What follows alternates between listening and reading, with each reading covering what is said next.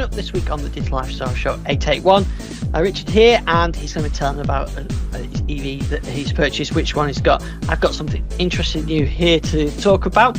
We'll be talking to Raspberry Pi, we're talking about Windows 11 new builds and a new feature in the Snipping Tool as well.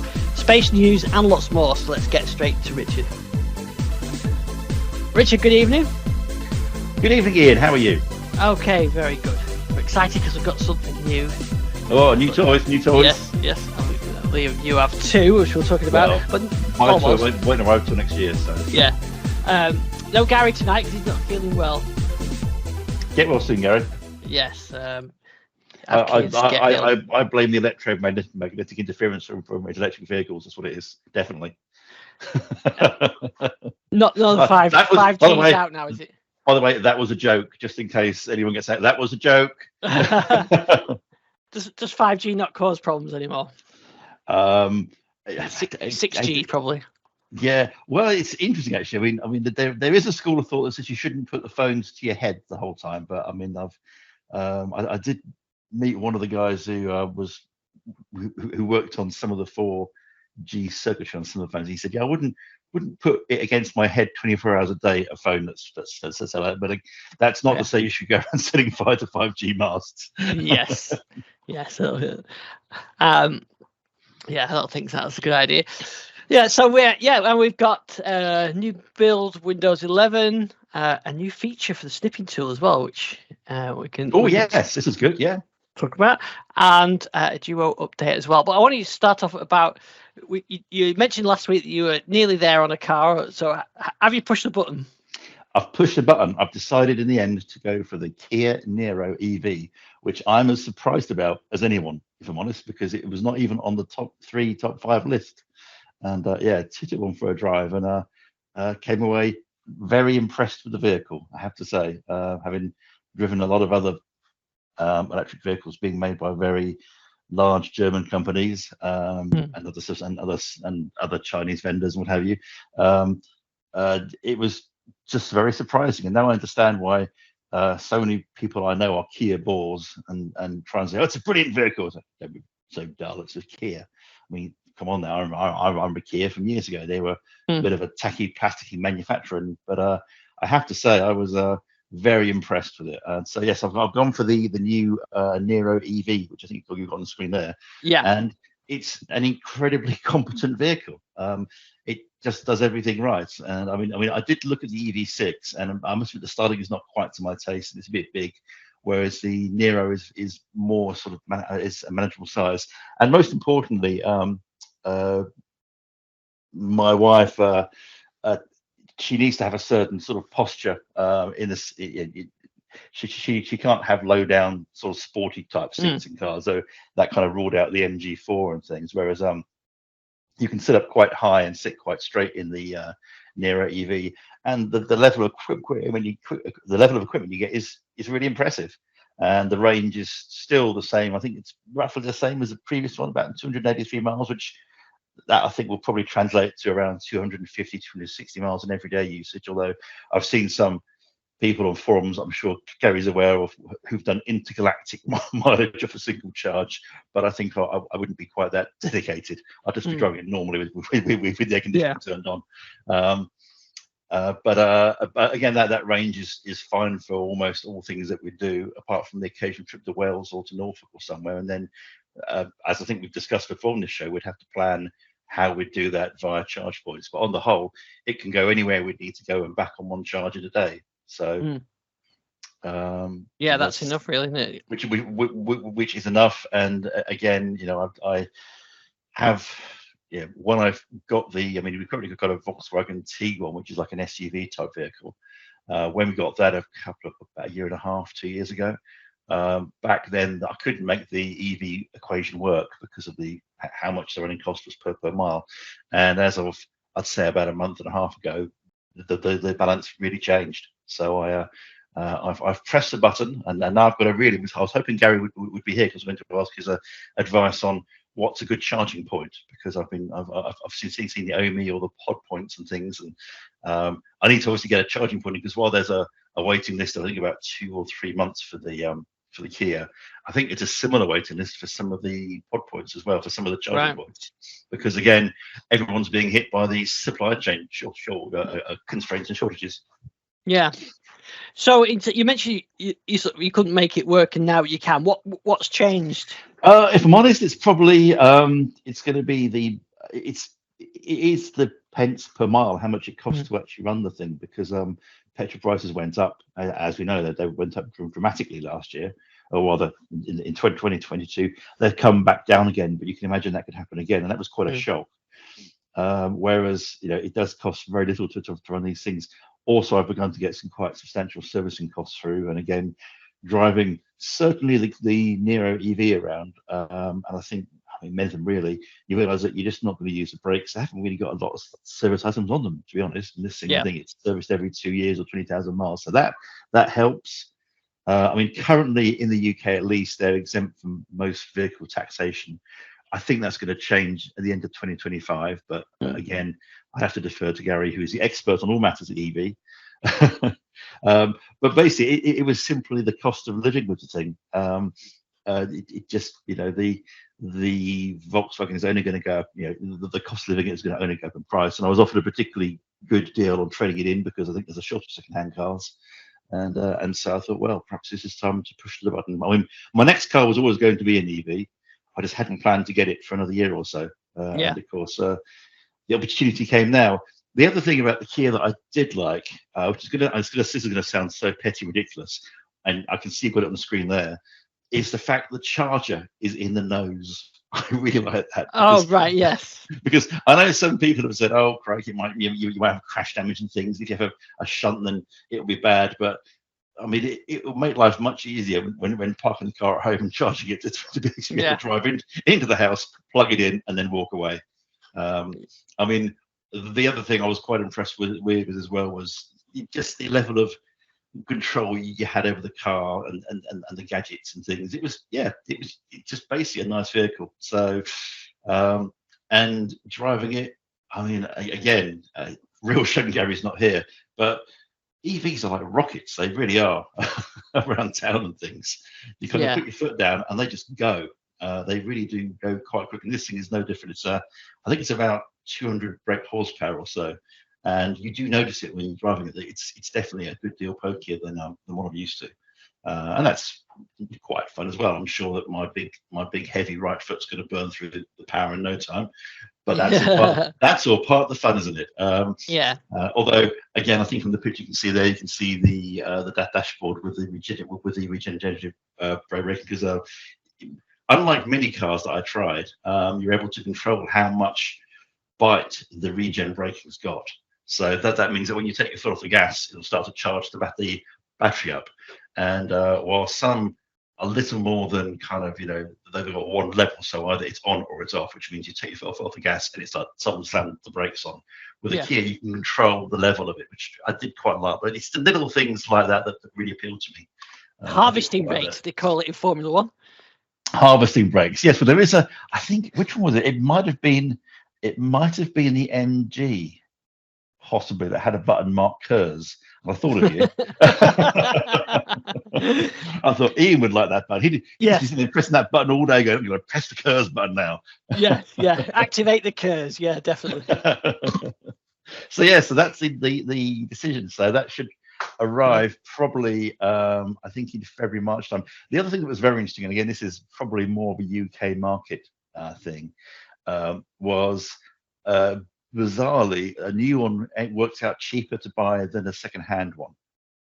And that's purely down to the financing and stuff, because the interest rates you buy a new one, I gather, are quite subsidized by Kia, whereas if you go second-hand, it's whatever you can get in the market. And of course, as we know, in the UK at least, I think around the world as well, I'm not quite sure, but interest rates have gone up for finance, which is causing some issues. And I gather that certainly for the Kia, I understand that they could well be fiddling with their rates as well in the not too distant future, because because at the moment I had this bizarre situation where I just couldn't make the numbers work for a second-hand one as well as they work for a new one, which is, I don't think I've ever bought a brand new car in my life, so it's going to be quite an exciting experience. Yeah, definitely, yeah. Yeah, so you've just got to so you've just got to wait now, have you? Yeah, so it should arrive probably. I mean, when they said not earlier than February, it could be earlier than that. If one becomes available before then. Certainly my experience of these things has been when companies say, "Oh, it'll be this date," it tends to be earlier. But I think we're going to talk about the Raspberry Pi situation fairly soon as well, which is also suffering from supply constraints. So it'll be around February, March time, I think, and I'll let you know what it's like when it arrives. Yeah, looking forward to it. And hopefully Gary can give me some tips on what's a good charging point to go for. Yes. Well, hopefully we'll get that next week. Yeah. Yeah, very exciting. So yeah, it is. Yeah. It is. I mean, it's genuinely quite exciting.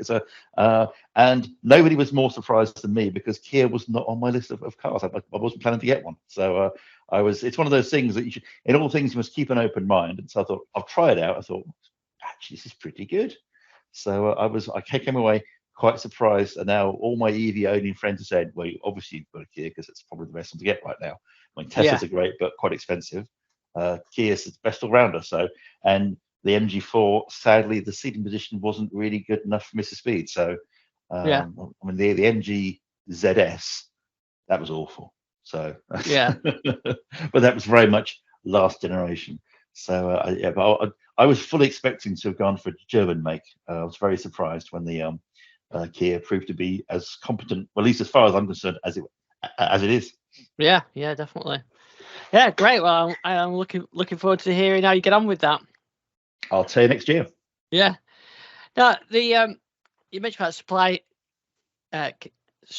constraints, but I did read a story I wanted to talk about this week. It combines two separate worlds. Raspberry Pi posted a new blog post last week. You know, I didn't know about this really, but they haven't really talked that much about it. But that is something that you might be able to tell us a bit more about. Is Raspberry Pi have got an article how they work with, or Korg work with them on their latest round of synths using the Raspberry Pi compute model. So this is on a couple of the synths actually. I think the last three digital ones that they've launched. So I've got one over here which is an analog synthesizer, proper analog.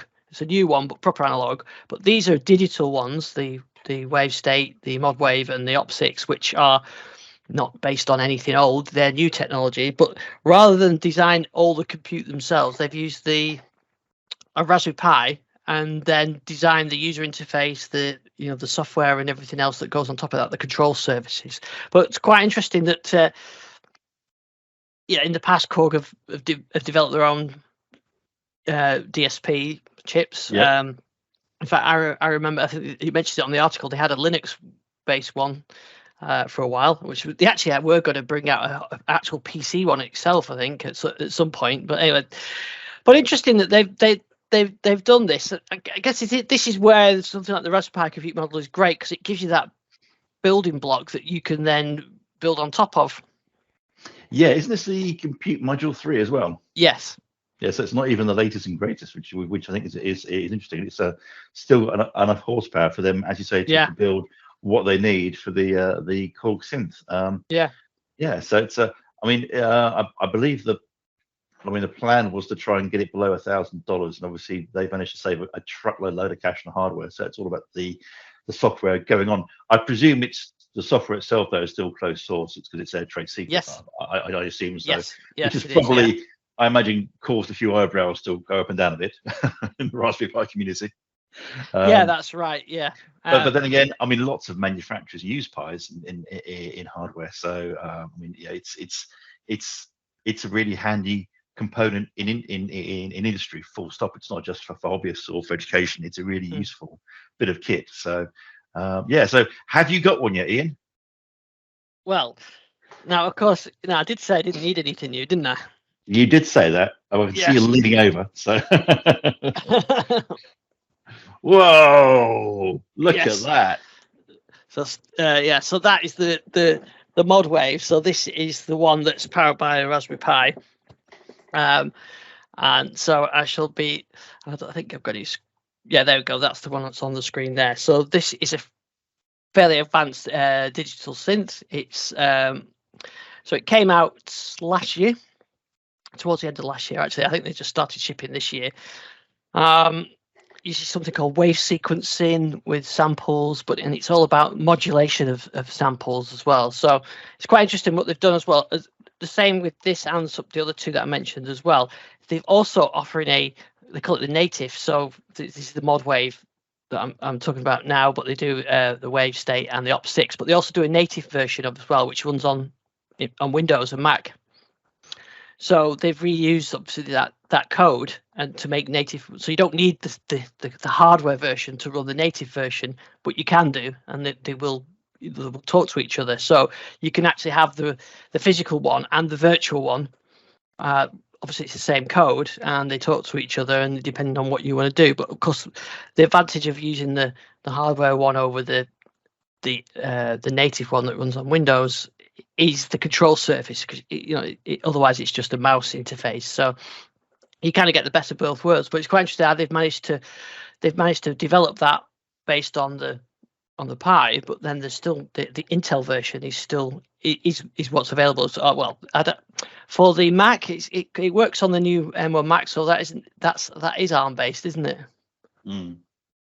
So I'm not sure what layers they're doing or how they're getting that to work, but anyway, it works on Windows, works on Mac, and then of course there's the dedicated hardware device as well. So yeah, it's an interesting best of both worlds, but it's quite an interesting article. I'll include a link in the show notes. But really, how it's designed by the Korg team in California, who were also where the Korg Wave Station, one of my favorite synths, the 1990 Korg Wave Station, came from that. So different teams, like the op6, which is the F1, was designed in Japan, I think, but this one was designed in California.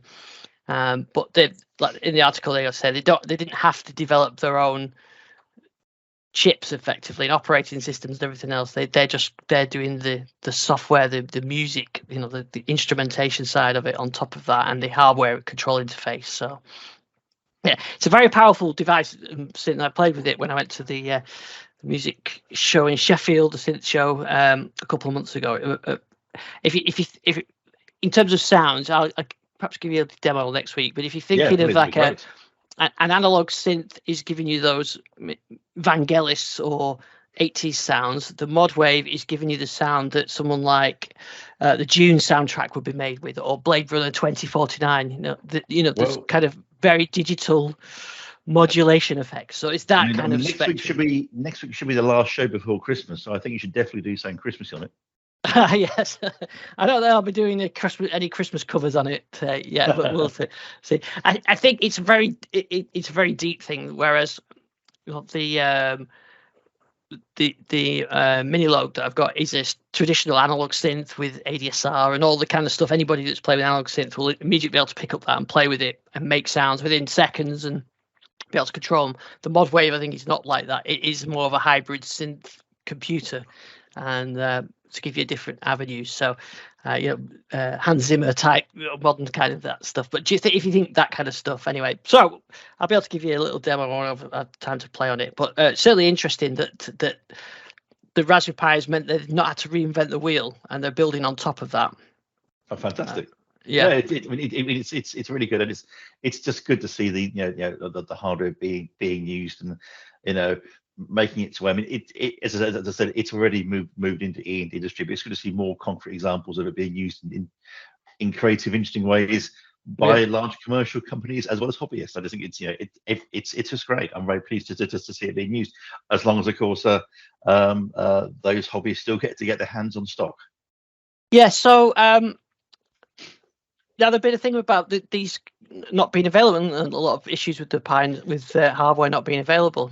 Yeah, it has been a problem this year. It's one of those things that I think at the start of the year, even up to made some fairly bullish claims about how they had stock and how they had and how they had inventory, and quite quickly it all unravelled as things basically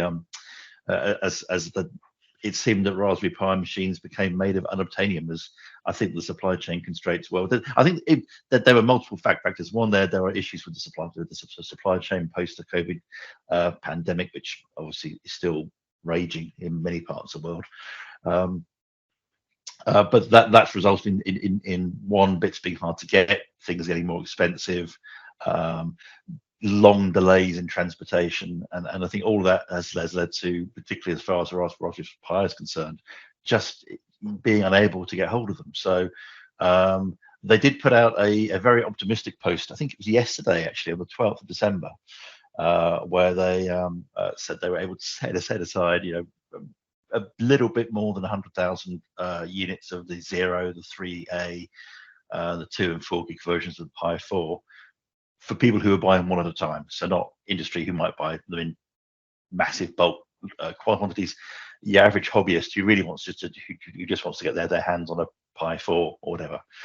So I mean, they did say it's translating to better availability figures on RPI Locator. I've had a quick look. Not sure that's entirely true right now. I hope it's going to change, because at the moment, looking at the Locator tool, I would recommend, if you are in the market for Raspberry Pi, the RPI Locator.com tool is pretty good at finding out where they are, because they come and go very, very quickly. And right now, it's only showing some particularly low memory Pi 3 Model A pluses, which is not that useful, and some 1 gig RAM variants of the Compute Module 4, again, not colossally useful, although the 8 gig Pi 4 was in and out of stock briefly yesterday. So they are appearing, they are gradually filtering through. Well, of course, while that's a good thing, and the Raspberry Pi people think they're going to things are going to come back online and get more back to normal, probably by the end of the first half of next year, which is good. And then by the second half of next year, they're saying we should be unlimited, it'll be fine, there'll be no more constraints, which is great. It looks as though they're going to probably have to put some prices up, which is a shame. I think the Pi Zero is the one that's going to be hit, because they've had some price increases already this year, but the Pi Zero is the latest one. And I think they're increasing the Zero from $5 to $10 and the Zero W from $10 to $15, which is a shame, because they were almost disposable. Still, I mean, it's still very cheap, don't get me wrong, but it is a shame that the Pi team don't think they're commercially viable at the original price. I mean, the quote from Evan Upton is if we kept the old price, we'd be making a loss on every single Zero we sell. So I guess they had to increase the price.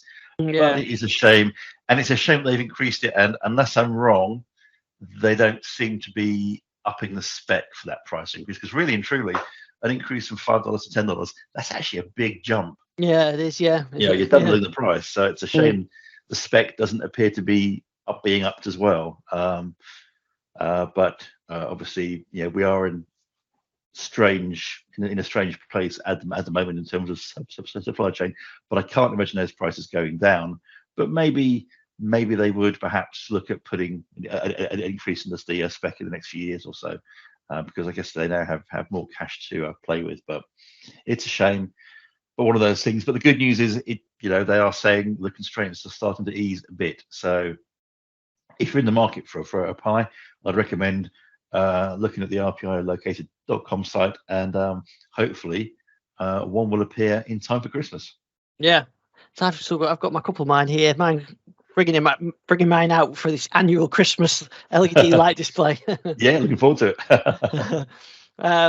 I thought I was sharing the right screen before I was sharing the wrong screen, but so there's the Korg mod wave and pictures, or that's the wave state. But yeah, I'll include a link in the show notes so anybody who wants to read that. But I'm looking forward to a demo, Ian, personally.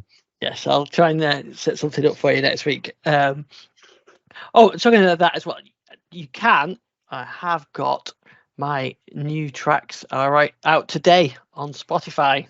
Excellent. And Apple Music and Amazon. There you go.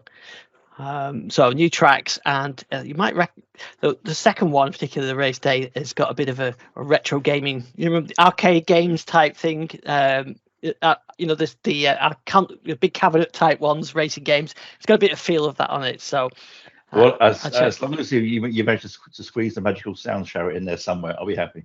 Yes, so have a listen. And interestingly, we talked about AI last week. The artwork that I've got on this single is an AI generated artwork. which I used. So rather than me trying to create some nice images, I thought I'll have a go and do the AI one, and actually it's come out quite well. So I think I used Synthwave Racetrack for this, and this was kind of the one of the images that came out of it, and it's a bit abstract, but I quite like the look of it. But it's quite interesting playing with those AI generated image tools. Excellent. Yeah. Now, when we talk about Raspberry Pi, there has been a bit of controversy, isn't there, about a new starter at Raspberry Pi? Yeah, this is a weird one. I'm not sure if this is to do with whoever's managing the social media account going off piece a bit. I'm not quite sure, but basically, there's an ex-policeman has been hired by Raspberry Pi, and a friend pointed me at this story, which is a bit of a strange one, really, because obviously the guy's been hired to be a maker at Pi. I think he was involved in surveillance. Is that right? Yes, that's right. Yeah, I think 15 years in police surveillance. Yeah, which I think has put some of the noses of the Raspberry Pi community out of joint somewhat, because obviously it's a little bit of a worry, knowing that it's a person who's come from that particular side of the fence, and which may not necessarily always be sort of how can I put it, up with the whole sharing, caring world of the community. And and I mean, it caused a bit of a Twitter storm, really. And I've seen accounts being blocked and things being deleted, which is not something I associate with the world of Raspberry Pi. I found it a bit disappointing. Both the reactions on both sides really just seem to be a bit, whoa, just calm down, everyone, calm down, calm down. Yeah, there is a fairly long thread on the Twitter feed for the Raspberry Pi. I'll leave anybody who wants to go and take that, they can have a look for themselves. But yeah, there is a fairly long, and it's not, you say it has seems to be the norm almost nowadays with social media. It's on both, it's extremes on both sides, isn't it?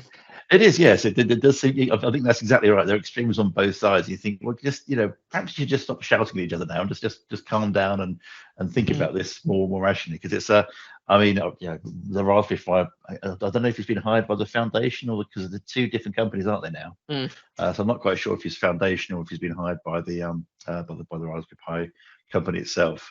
As a maker, and in many ways, I think, well, he's got great experience in putting all kinds of exotic gear together. So it should actually be, in some ways, quite interesting to learn from this person. But equally, I can see the other argument as well, or the other side of the argument as well. So, but it's almost, as you say, emblematic of social media that people seem to get very, very intensely engaged in argumentative about things, where maybe it's just best to have a more rational discussion and without having to resort to some of the things I've seen written, which is disappointing, really.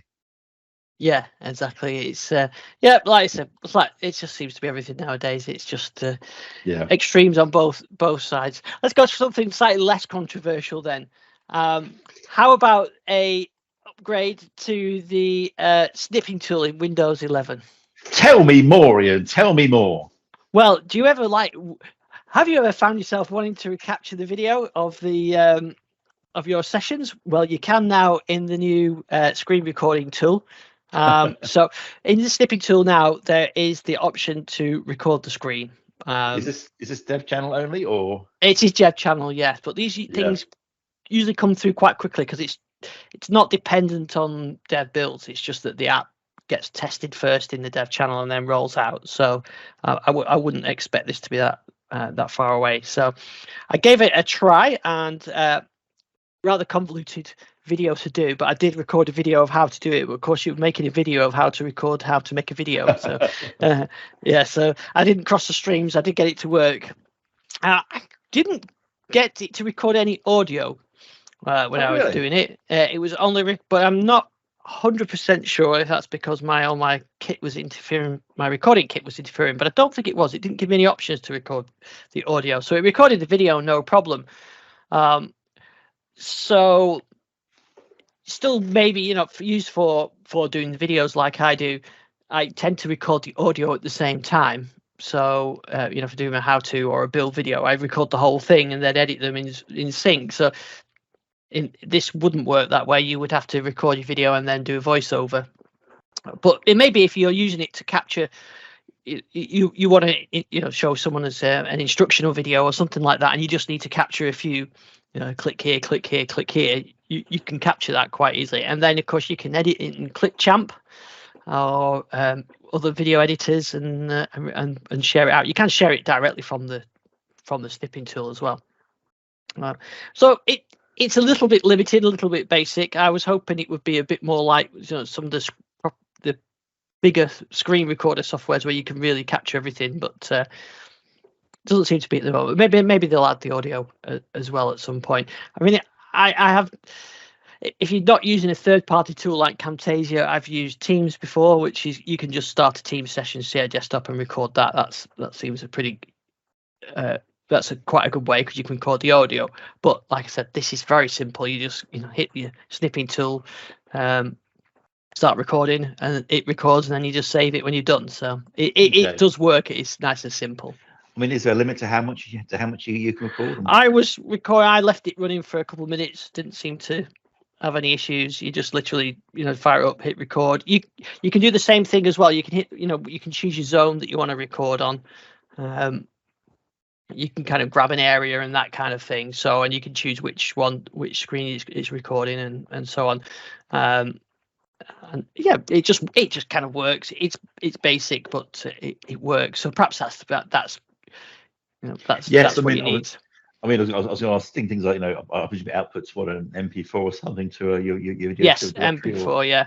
And yes, again, sort of frames per second, stuff like that. Because I mean, I can imagine maybe one of the reasons why it's limited is because there's concern around piracy, perhaps, of videos or things. I don't really know, to be honest.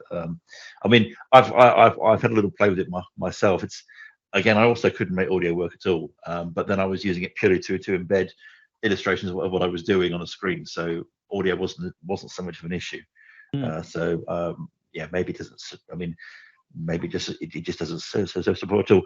I also read it's only going to roll out to some set of insiders at first in true insider fashion. Yes, I think that's right. But look, I got it this time. We all seem to have it because it's turned up. Here it is. It's here. And I have to say it does work very well. I mean, I've been using third-party tools like Camtasia for a long time, but it's for a quick ad hoc bit of recording. It's a neat tool, and I'm pleased to see it being built into Windows at long last. Yeah, that's what I think. Yeah, it's a little thing, but it's all right. It'll do. Yeah, it'll do. It's obviously we'd like some bigger bangs and dev channel, but that'll do for now. Yeah, that's it. We did get a new build last week as well, 25262. Yes, we did indeed. Probably one of the least interesting builds for some time. Apart from widgets, you no longer have to sign in when you need to get widgets, but on my machine you still do. So I guess it's another A/B testing. I mean, if I sign in, can I get rid of them all and not have them ever again anywhere on my system? I just don't like them. Yeah, I mean, I would say it's not like something that you use all the time, is it? I'm not sure how popular they are. I know that Microsoft like them, and in fact, do you remember our conversation when they first started testing? We wondered if they were doing this to test for something bigger because I couldn't really envision why the hell they spent that much time on this, but. Yeah, I mean, my only theory is it's stick around. Yeah, it's a revenue generating things, ads and things perhaps. But yeah, I mean, I guess the reason they've taken away the requirement for a Microsoft account is going to be to allow you to is to allow them to kind of share it to people who perhaps are logging in via a corporate domain, which of course, whereas widgets need a Microsoft account to actually work. So that would make a certain amount of sense. But it's a bit okay. Widgets, yay. Yeah. I prefer the VPN thing. That was much more exciting. Yes, definitely. Yeah. But the rest of the things were all just fixes. When I don't think there was anything significant in there. They're messing about with the search box again, though, aren't they? So they've been doing different treatments. In fact, my little lozenges disappeared. This is on my Surface laptop, which is not on the dev program at all. I used to have a little lozenge at the bottom with the search, like a small blue lozenge with the search, and now it's gone back to the magnifying glass how it was with the launch of Windows 11. So that changed this week on mine. So this is not dev channel stuff. It's not even any dev channels. They just seem to be changing it every now and again. Yeah. I'll show you what I mean. Yeah, so this is on my desktop now. So I've got the normal little search thing down here, but up until last week, if you look probably on the previous week's shows, you'll see that was a little blue bar, little blue button down there. So Microsoft, I think, is doing a lot of experimentation with this. It must be a key entry point into the system or into advertising that they really need to spend that much time on it. The dev channel's had some work on it as well, hasn't it? So yeah, there's a lot going on. But anyway, this build just had the fixes, and good news, they've removed the audio issues from the known issues list. So they must have fixed all those audio issues. Yeah, because that's been in there for ages. I think almost since this first update was launched about 3 or 4, or maybe even 6 months ago. So that was so that was new on there. We also had for Surface Duo 2 owners, insert your own Richard Speed joke here. Well, I'm surprised you used the plural, that's all. Yeah, there you go. There you lived up to expectation. There was an update for the Duo that fixed some dialing issues. Now, I've seen on the community on Reddit, especially, people complaining about this. I've not had this issue at all, but this is since this went to 12L. Some people have had issues where you get a call and it goes straight to voicemail, even though your phone's not on divert or anything, and also it would drop the call when you first made the call. I haven't had those issues at all, but I know lots of people have. So that's been fixed with this update. So it was only a minor update, but at least they fixed that. But aside from that, we've had no news on the Duo front. It's gone quiet on that. So yeah, we'll find out if we don't get a new device announced next year, then that's it, isn't it? Well, it has been all changed in the Surface team, isn't it? So I know Panos is still leading the team, but there's been a lot of people have disappeared. So yeah, we'll see. I would not be surprised if we don't see a Duo 3, but we'll see. We'll see. Yeah. It's it's interesting to see how they do that, won't it? Yeah, it's a shame because I do like the Duo device. I think with the Duo 2 they fixed pretty much everything that upset me with the Duo 1. But it's one of those weird devices from Microsoft. You think, well, why are they making this exactly? Because Samsung makes some pretty good foldable phones now, so it's a strange one, really. I was disappointed not to see a Duo 3 this year. I think leaving it to next year is going to feel like a long time. Yeah, it definitely is.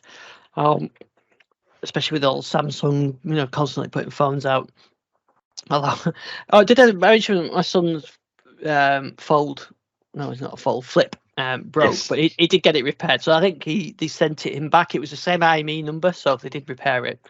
And I think it was 4 or 5 days they turned that around, which is good service, really. But he's not the most gentle with his tech. And I did say when you got it, you've probably picked the most fragile device available on the market. I was going to say, yes. Samsung, they have been banging away at the Flip for a while, but it's a case of, that's not going to be. It doesn't look like the most robust of things, while also being hellishly expensive. Yeah, he likes it though, but it is a nice phone. But there is a.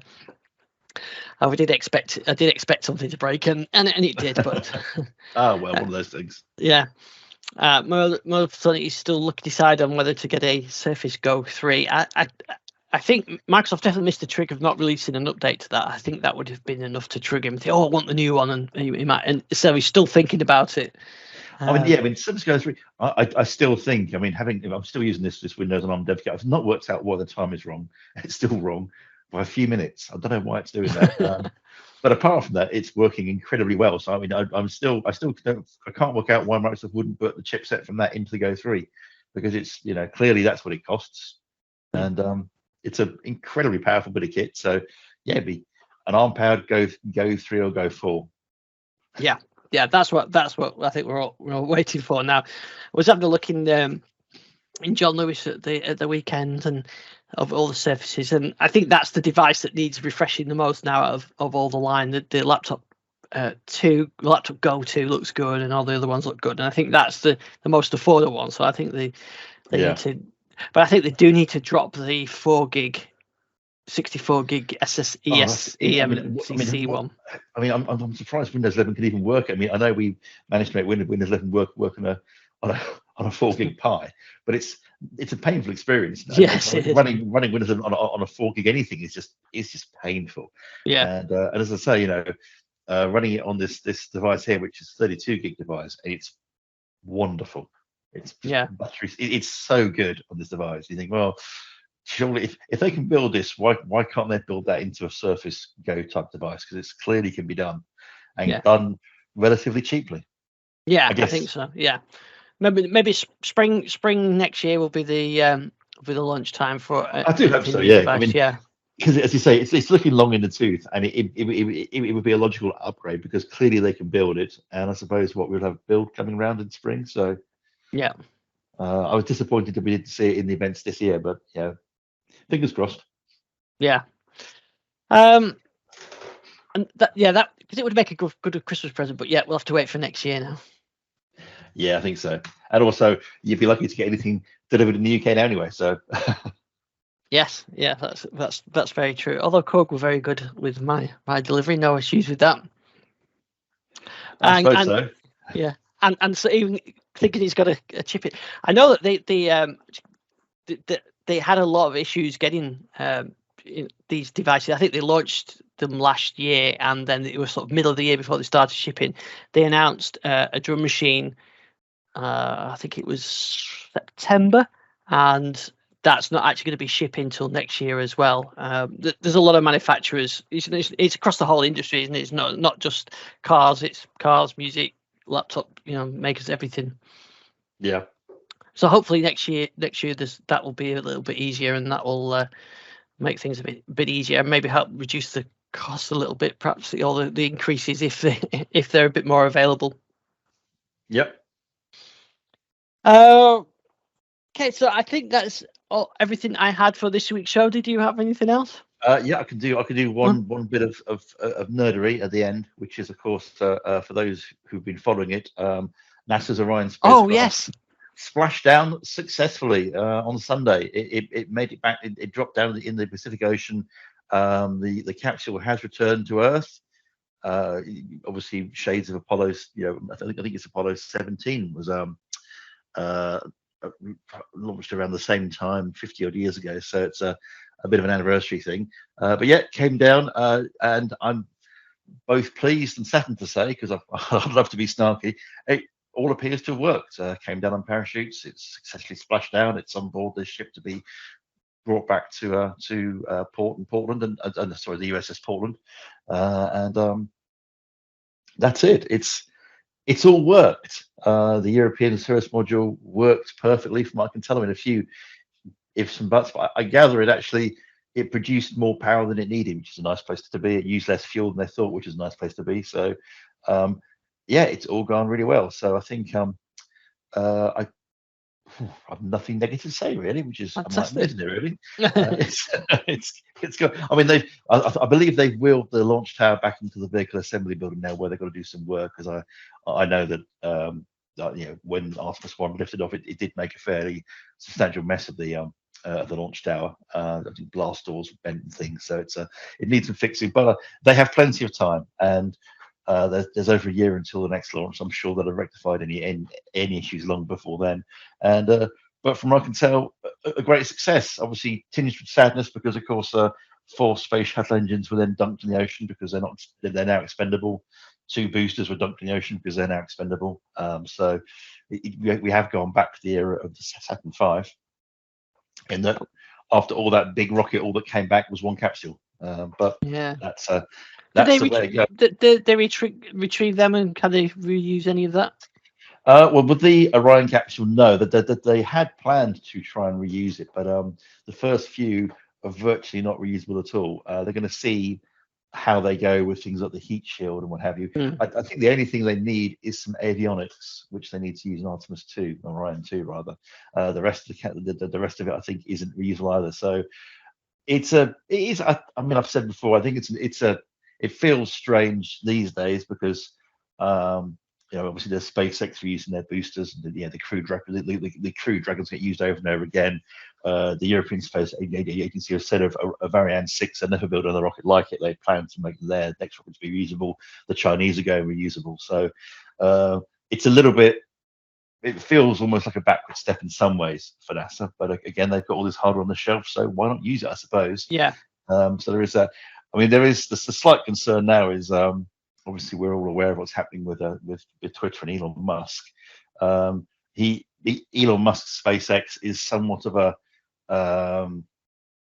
could be a rate limiting factor for the next landing on the moon, because I think Artemis 3 is supposed to land on the moon, but that does depend on Elon Musk's SpaceX's Starship being operational and able to get to the moon and back, or they get down to the moon and get back to lunar orbit. Because I think the plan for the mission is the Artemis 3 will go to the moon with a crew on board. They'll then transfer to a Starship and then descend to lunar service in the Starship and then come back again to the Starship.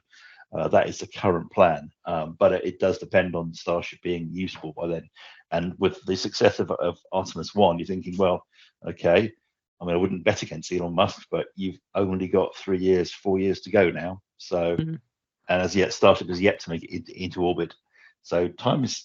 It's great to see this succeeding, but I think now it's moved the pressure elsewhere. So okay, so NASA's shown that yes, it can still build moon rockets. Yay, hooray! But to land on the moon, there is a dependence on other things being made as well. So yeah, but all that aside, great news, massive congratulations to the team behind it. Huge team worked on it. It's been a very long time coming. And I couldn't be more happy. Oh, that's brilliant! A positive end to a story. That's great. Exactly. Yeah. Yeah. Well, that is a good way to end this week's show then. So I'll paste your Mastodon link into the yes. thing. You'll follow me on if you want to follow me, I'll be on Mastodon. Just search for Richard Speed and I'll come up. That's fine. it's a very long federated identity, but just do a search for Richard Speed, and thanks to the magic of the servers, I do appear. Excellent. So we'll be back next week with our final show of the year. It'll be, won't it? Yes. I'm not sure I'll be there, Ian. Actually, I think I might be in Germany. I know. I'm going to miss the quiz. No Christmas quiz. Well, we'll think of something for you. Don't worry. Maybe we'll do that thing that Have I Got News For You did it a few times with what they did with yes, they did various cruel things to guests that didn't turn up, didn't they? So yes, I think we'll think of something. But well, if we don't speak to you, have a brilliant time in Germany doing whatever you're doing, and enjoy your Christmas. Amazing, and get well soon, Gary. Yes, and we'll hopefully Gary back with us next week. So until next week, we'll see you then.